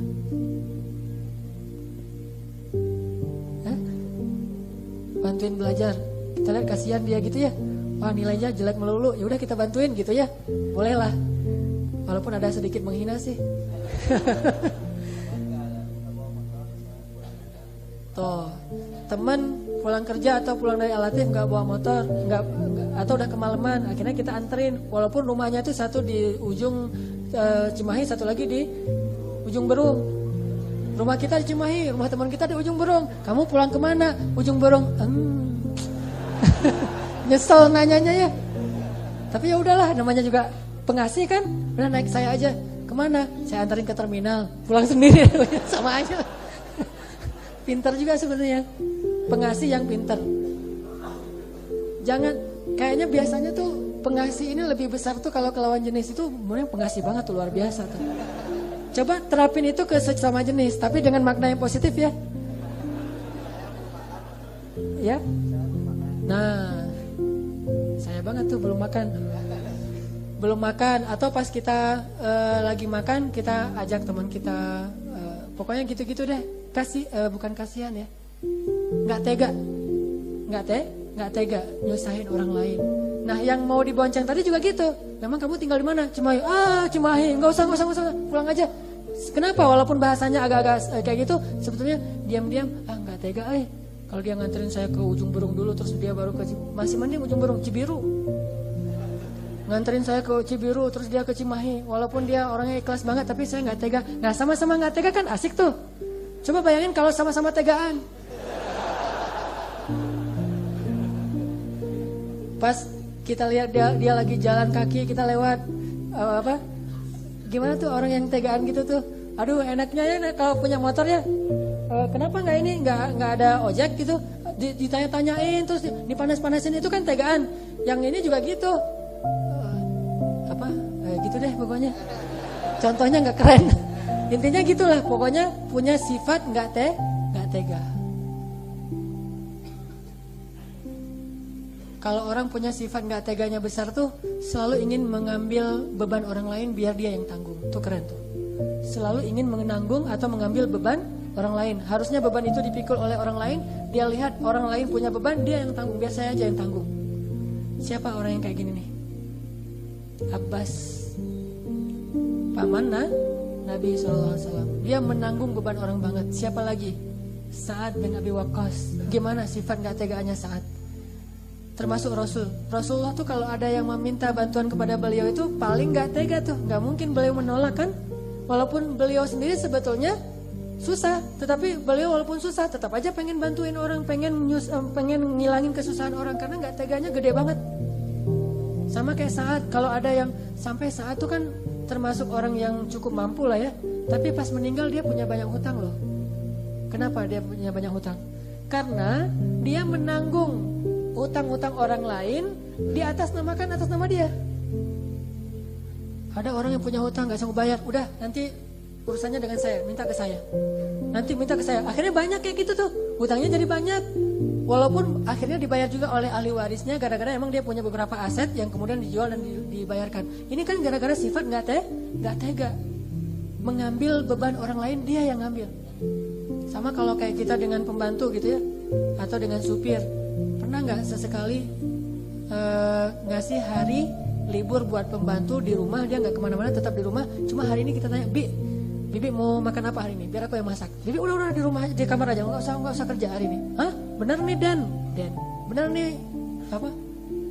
Mas, bener nih Mas gitu. Bener, udah hari ini pokoknya saya yang masak, saya khidmat. Bibi mau makan apa, mau minum apa? Kan dia nggak mungkin mesen kan, nggak enak kan ya. Udah kita tahu karena kita perhatian, dia seneng nasi goreng, kita masakin nasi goreng. Pernah nggak kayak gitu tuh? Itu orang pengasih banget tuh. Atau dipijat-pijatin, tapi yang perempuan ya jangan. Kenapa ini bapak pijat-pijat bibi? Pengasih gitu. Bahaya. Kan baru dengar ceramah Ustaz Hanan harus pengasih atau enggak. Saya enggak bertanggung jawab kalau itu. Biar yang ibu-ibu, kenapa pijat-pijat, kasihan bibi mah udah seharian kerja segala macam dipijat-pijat. Kalau kita ke supir gitu, tiba-tiba Pak, Mas duduk di belakang biar saya nyetir. Aduh Pak, nggak enak apa tuh Pak. Udah biar kamu ngerasain gimana duduk di belakang, saya ngerasain gimana nyetir kalau lagi macet. Kita tuh nggak akan pernah sempurna punya sifat kasih sayang atau pengasih kalau kita nggak ngerasain kesusahan orang lain. Makanya sesekali coba rasain deh gimana susahnya dia, baru nanti kita punya sifat pengasih. Oh iya ya. Kayak misalnya tadi, kalau kita nggak tahu gimana susahnya jalan kaki, yang nggak ada yang mau boncengin, jalan kaki coba sekali, baru tahu rasanya. Atau kita pernah nggak ingat-ingat pas kita dulu misalnya ban kita kempes di tengah jalan, terus nggak ada yang mau berhenti nolongin kita. Kalau ada yang mau berhenti nolongin kita, terus kita dibantuin, atau minimal kalau nggak ban kempes, yang saya pernah alami 2 kali itu habis bensin di tengah jalan. Saya paksain karena jadwalnya padat banget, nggak ngisi bensin dulu, langsung ke kelas yang lain, habis di atas jalan layang tuh. Pas naik udah gak bunyi lagi, habis bensin nih. Baru dorong beberapa meter, datang pemuda pengasih. Pemuda yang soleh banget. Tampangnya sih serem, tapi orangnya kasih sayang. Jangan-jangan anak Alatif. Kalau ada di sini, tolong kasih tahu ya, saya pengen ngasih penghargaan. Nah, dia datang, Pak, habis bensin ya Pak? Ya, terus udah sini kata dia. Mau diapain nih? Nih saya kasih bensin saya. Dia bawa selang, bayangin. Berarti kan emang dia orangnya suka nolongin orang kan? Berapa orang ada yang bawa selang di motor dia? Kecuali dia niat banget pengen nolongin orang yang kehabisan bensin. Jangan-jangan dia aktivis kehabisan bensin. Emang sengaja kerjaannya itu tuh. Luar biasa tuh orang. Bawa selang terus dia sedot gitu pakai mulutnya, terus dituangin ke ini saya, tangki saya. Udah asalnya sampai ke daerah pasar yang ada pom bensin udah cukup, alhamdulillah ketolong. Dan pertanyaan yang lebih besarnya lagi, siapa yang telah membuat timing yang begitu pas sehingga pas saya habis bensin, orang itu ada di belakang saya beberapa detik saja. Coba bayangin kalau dia di depan saya beberapa detik, pasti saya udah gak ada yang nolongin.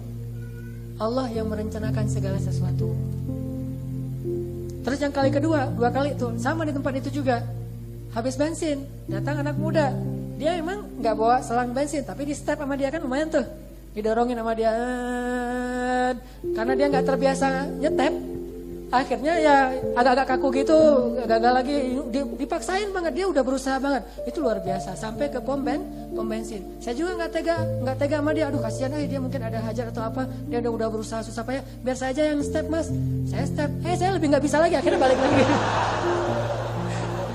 Balik lagi ke dia ujung-ujungnya. Kata dia tahu dari tadi gitu aja. Karena saya lebih nggak pernah lagi, ya udah kok nggak jalan-jalan ya, kok malah saya ke depan, dia ketinggalan di belakang, udahlah. Balik lagi aja lah mas gitu. Intinya sifat pengasih. Kan enak tuh kalau sesama pengasih. Ini nih semuanya raufun. Rasulullah itu punya raufun yang sangat besar. Yang kedua tadi rahimun. Rahim apa?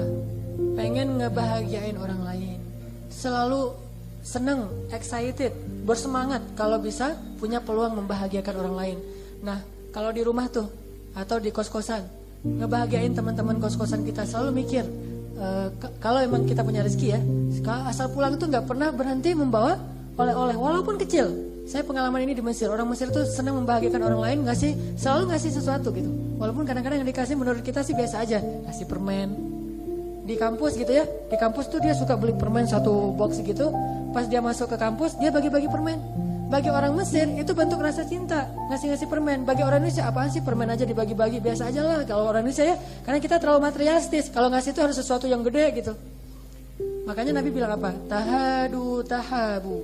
Saling memberi hadiahlah kalian supaya saling mencintai. Momennya bisa kapanpun, termasuk ulang tahun. Jangan bahas bab ulang tahun dari sisi ritual, memang gak ada ritualnya. Tetapi bahaslah dari sisi pengen menyenangkan hati orang lain, dan itu banyak hadisnya. Bukan kita mewajibkan ulang tahun itu ada ritual tiup lilin, ritual ngasih hadiah, ritual happy birthday to you, miladun sa'id. Kan gak harus kayak gitu. Tapi ini momen yang spesial bagi orang-orang tertentu yang kita pengen ngasih hadiah supaya dia bahagia. Itu berlaku hadis, ayyul a'malu ahabba ilallah ya Rasulullah. Amal apa yang paling disukai Allah ya Rasul? Sururun tudkhiluhu fi qalbil mu'min. Membahagiakan hati orang lain.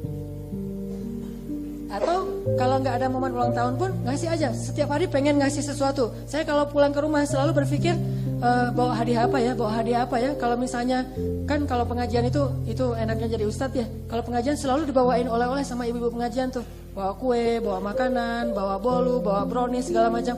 Pokoknya asal pulang itu nggak pernah kosong tangannya. Kenapa? Itu terinspirasi dari ayah saya sendiri. Ayah saya tuh walaupun miskin ya, kalau pulang itu nggak bawa apa-apa. Pasti bawa sesuatu.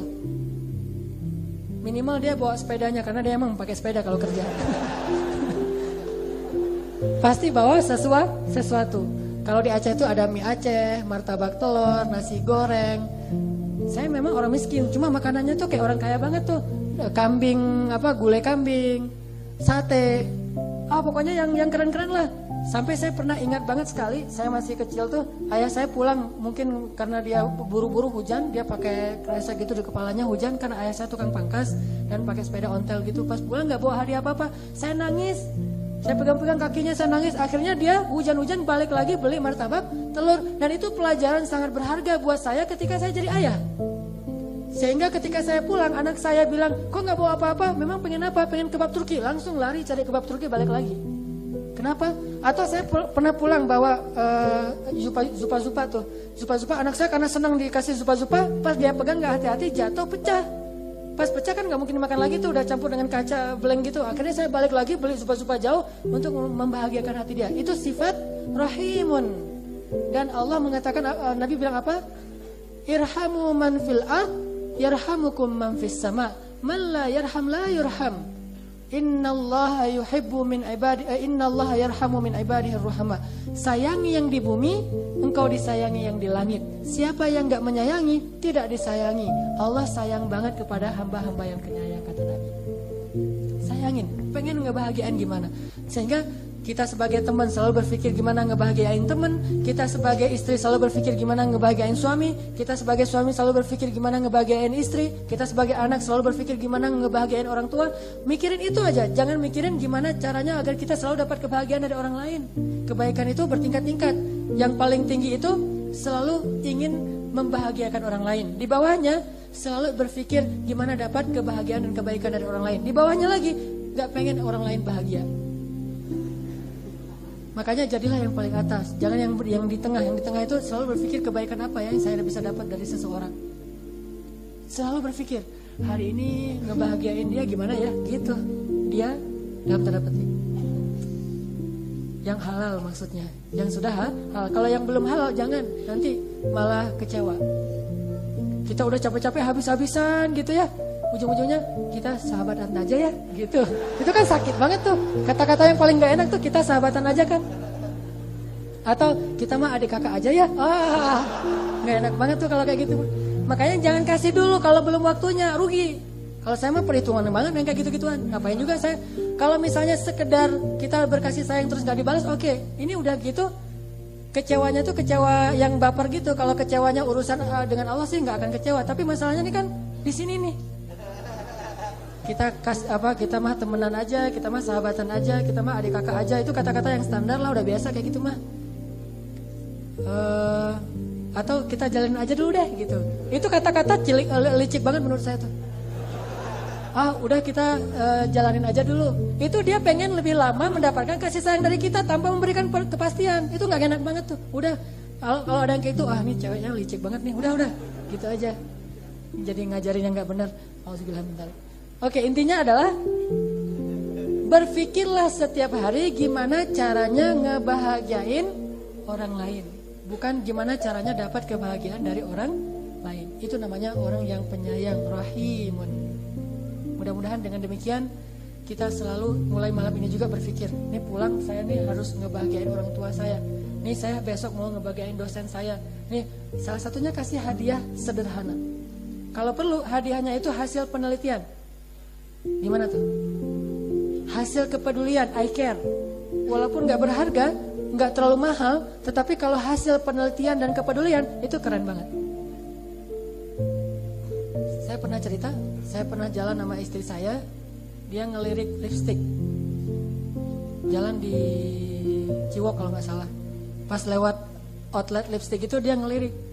Terus dia pergi gak enak karena dia kasihan sama pengasih kepada saya. Sehingga dia gak mau bilang, bagus ya lipstick yang warna itu. Saya tahu dia pengen lipstick yang bagus untuk dia pakai untuk menyenangkan saya juga kan, ujung-ujungnya kan ya. Nah pas dia ngelirik lipstick, saya lihat itu yang dia suka. Udah lewat, pas udah gitu saya bilang, kamu gak usah disebutkan bahasa antara kami berdua ya. Kamu tunggu di sini ya, mau ke belakang sebentar. Ngapain? Mau ke belakang sebentar. Oh ya, dia kan gak curiga. Langsung saya naik ke atas. Teh, saya pengen ngasih hadiah nih, surprise buat istri saya. Kira-kira lipstick yang paling keren di sini yang mana? Gitu. Terus, ya dia orangnya gimana, Mas? Putih atau eksotis, hitam manis? Putih atau eksotis? Saya bilang putih dan eksotis gitu. Oh gitu ya udah. Yang warna ini nih, yang agak-agak pink. Bisa nggak yang pink tapi ada bling-blingnya teh? Oh ya nih ada bling-blingnya. Yang ini. Di antara dua nih yang mahal, yang paling mahal yang mana teh? Kan gaya kan beli harus mahal dong. Yang paling mahal yang mana teh? Yang ini. Oh ya udah, ujung-ujungnya ada diskon nggak teh kalau beli dua? Akhirnya ya Mas, ada kalau beli dua tuh diskon 50%. Ya udah saya beli dua aja deh teh. Ujungnya tetap minta diskon. Udah gitu kan nggak dikasih tahu kalau ke istri diskon. Sampai hari ini juga dia belum tahu. Diskon kan, udah gitu jalan. Kita ke Braga, jalan bareng malam mingguan. Ke Braga bareng. Makan di Bandung punya cerita.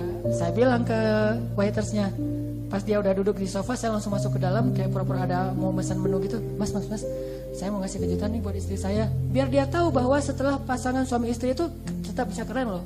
Bukan ke pacar saya, enggak, ke istri saya. Oh ya Pak, terus mau gimana? Cuma kita udah kenyang, nggak bisa pesan yang berat-berat. Boleh nggak pesan kentang goreng doang, tapi di dalamnya kasih ini nih. Ini apa Pak? Lipstick. Oh ya, ditaruh sama dia. Di dalam kentang goreng.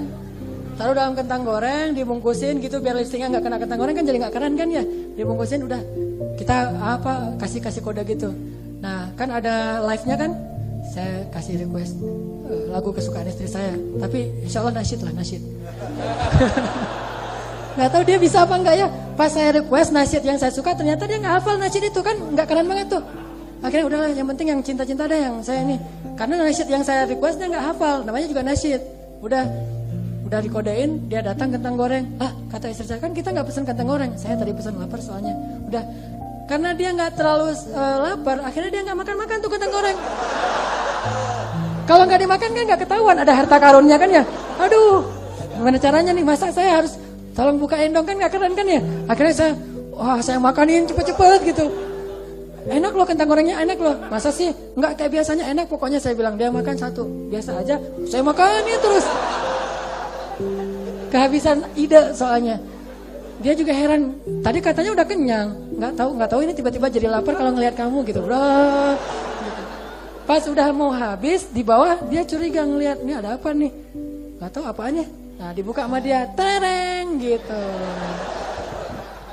Itu luar biasa hasil penelitian ketika lagi jalan di Ciwok. Artinya hal-hal yang kayak gitu namanya rahimun, dan itu berpahala.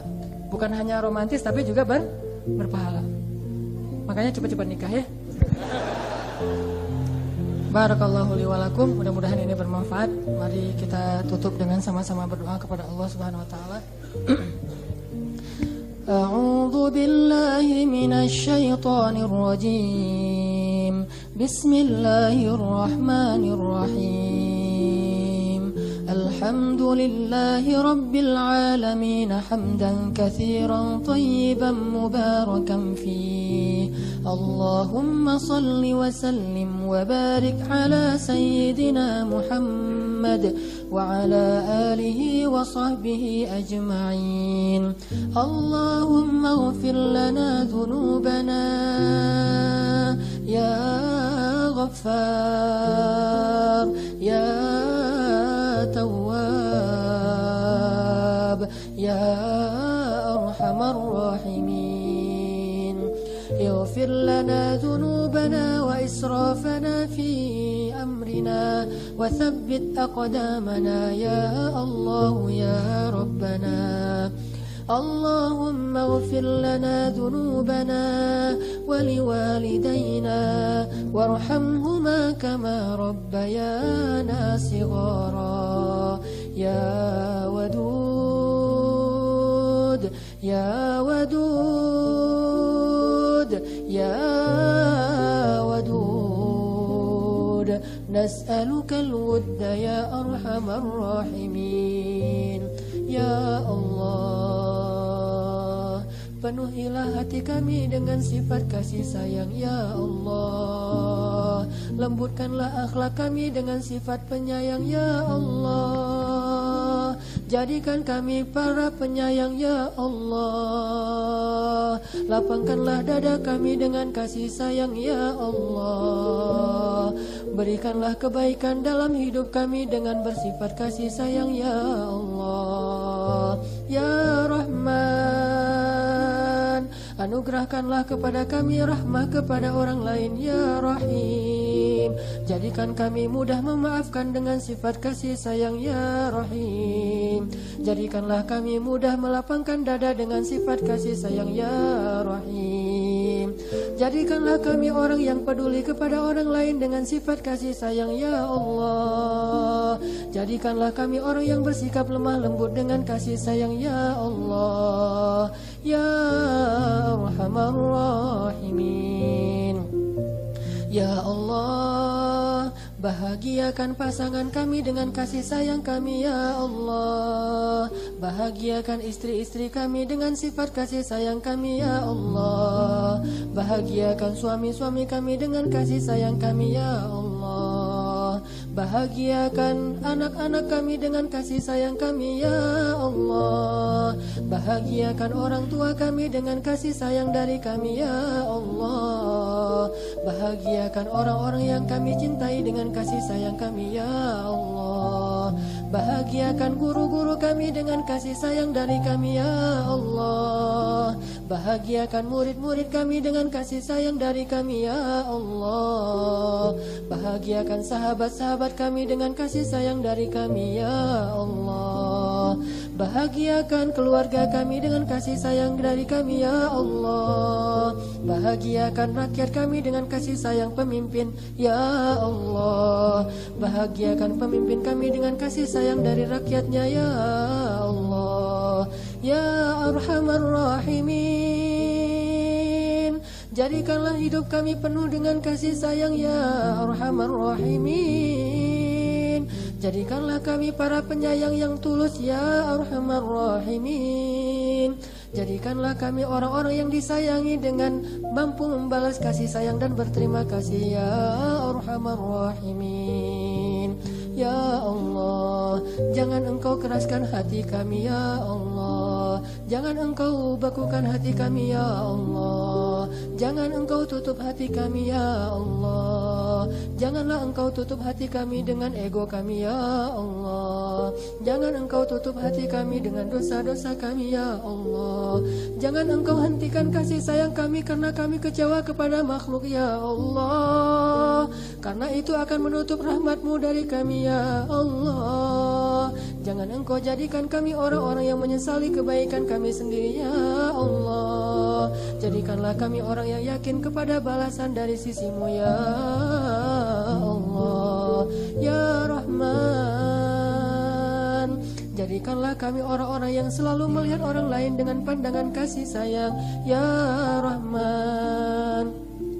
Jadikanlah kami orang-orang yang selalu berusaha untuk membahagiakan orang lain ya Rahman. Kuatkanlah kami dalam bersabar terhadap kesusahan-kesusahan yang ditimpakan kepada kami dari orang lain ya Rahman. Ya Allah, ilhamkanlah ke dalam hati kami berbagai macam kebaikan untuk kami bagi kepada orang lain ya Allah.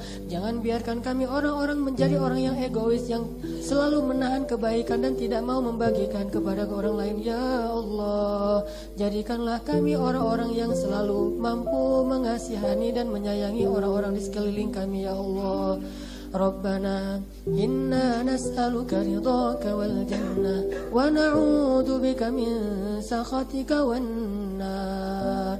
Ya Allah, lindungilah orang lain dari kejahatan lisan kami ya Allah. Lindungilah orang-orang di dekat kami dari kejahatan tangan kami ya Allah. Lindungilah orang-orang di sekeliling kami dari kerasnya hati kami ya Allah. Lindungilah mereka dari kejahatan dan kerasnya sifat kami ya Allah. Jangan Engkau biarkan kami menzalimi seorang pun di antara orang-orang yang di dekat kami ya Allah. Lindungilah kami dan selamatkanlah kami dari sifat-sifat zalim ya Allah. Janganlah Engkau biarkan satu pun tetes air mata mengalir dari pipi seseorang karena dosa-dosa kami ya Allah. Ya Allah, jangan biarkan istri kami menangis karena kejahatan suaminya ya Allah. Jangan biarkan suami kami menangis karena kejahatan istrinya ya Allah. Jangan Engkau biarkan seorang ayah dan ibu pun menangis dengan setetes air mata karena kedurhakaan anaknya ya Allah. Jangan Engkau biarkan kami menjadi anak-anak yang membuat orang tuanya menangis ya Allah. Jangan Engkau biarkan kami menjadi anak-anak yang membuat ayahnya menangis ya Allah. Jangan Engkau biarkan kami menjadi seorang anak yang membuat ibunya menangis ya Allah. Jangan Engkau biarkan kami menjadi murid yang membuat gurunya menangis ya Allah. Jangan Engkau biarkan kami menjadi guru yang membuat muridnya menangis ya Allah. Jangan Engkau biarkan kami menjadi seorang saudara yang membuat saudaranya menangis ya Allah. Jangan Engkau biarkan kami menjadi seorang teman yang membuat temannya menangis ya Allah. Jangan Engkau membiarkan kami menjadi seorang yang dimusuhi dan membuat musuhnya menangis karena kezaliman kami ya Allah. Ya Allah, jangan biarkan ada seorang pun yang menangis karena kejahatan kami ya Allah. Maafkanlah kesalahan kami ya Allah. Pasti banyak sekali orang yang menangis karena kejahatan kami ya Allah. Terutama kedua orang tua kami ya Allah. Pasti sering ibu kami menangis karena kedurhakaan kami ya Allah. Pasti sering ibu kami menangis karena kecewa kepada kami ya Allah. Pasti ibu kami sering menangis karena anak-anaknya tidak mau mendengar nasihatnya karena mereka merasa lebih tahu dari ibunya ya Allah. Jangan Engkau biarkan lagi ada satupun tetes air mata dari ibu dan ayah kami karena kejahatan kami ya Allah. Jangan Engkau biarkan ada seorang istri pun yang menangis dan diam di dalam kamarnya karena kejahatan suaminya ya Allah. Karena dia tidak berani untuk berkata-kata di hadapan suaminya yang angkuh, suaminya yang kasar, suaminya yang suka menyakiti istrinya ya Allah. Selamatkanlah suami-suami itu dari api neraka ya Allah. Suami-suami yang arogan ya Allah. Dan ya Allah, jangan Engkau biarkan ada seorang suami pun yang diam-diam dia menangis di jalannya karena dia tidak tega untuk menyakiti istrinya ya Allah. Tidak tega untuk memarahi istrinya padahal dia sering merasa kecewa kepada istrinya ya Allah. Ya Allah, selamatkanlah istri-istri itu dari api neraka ya Allah. Ya Allah, jangan Engkau biarkan kami menjadi orang tua yang membiarkan anak kami menangis setiap hari karena kami sakiti mereka ya Allah. Sementara mereka tidak mungkin mampu membalas orang tuanya ya Allah. Jangan Engkau jadikan kami orang tua yang zalim kepada anak kami ya Allah. Jangan Engkau biarkan kami menjadi orang tua yang zalim kepada anak-anak kami ya Allah. Jangan Engkau biarkan kami menjadi seorang tuan yang zalim kepada pembantu kami ya Allah. Menjadi orang-orang yang zalim kepada sahabat-sahabat kami ya Allah. Ya Arhamar Rahimin. Selamatkanlah kami dari kezaliman ya Allah. Baik kezaliman orang-orang yang dengki kepada kami, atau kezaliman yang kedengkian di dalam hati kami kepada orang lain ya Allah ya Arhamar Rahimin. Taqabbal minna ya Allah. Terimalah doa kami ya Allah. Terimalah amal kami ya Allah. Meskipun amal kami banyak kekurangannya ya Allah. Ampunkanlah dosa kami ya Allah. Maafkanlah kesalahan kami ya Allah. Dan pertemukanlah kami di akhirat dengan Rasul-Mu yang sangat kami rindukan ya Allah. Betapa rindunya kami dengan Nabi Muhammad ya Allah. Betapa ingin kami memegang tangannya, menggenggam tangannya ya Allah. Betapa kami ingin menyentuh kulitnya ya Allah. Betapa kami ingin dibelai rambut kami olehnya ya Allah. Betapa kami ingin menatap wajahnya ya Allah. Betapa kami ingin belajar banyak darinya ya Allah. Dan betapa kami ingin curhat menyampaikan kepada Rasul bagaimana keadaan kaum muslimin hari ini ya Allah. Ingin sekali kami memberitahu kepada Rasulullah betapa kaum muslimin hari ini dalam keadaan sangat lemah ya Allah. Betapa banyak kaum muslimin yang dizolimi ya Allah hari ini. Seandainya Rasulullah ada di antara kami, pasti beliau tidak akan membiarkan hal itu terjadi kepada umatnya ya Allah. Ya Allah, sampaikanlah salam kami kepada Rasulullah. Sampaikanlah rindu kami kepada Rasulullah. Dan rindu yang mudah-mudahan Engkau ridhai sehingga Engkau menjaga hati kami dalam keislaman ya Allah. Rabbana atina fid dunya hasanah wa fil akhirati hasanah wa qina adzabannar. Wassallallahu ala sayyidina Muhammadin wa ala alihi wa sahbihi ajma'in walhamdulillahi rabbil alamin. Al-Fatihah.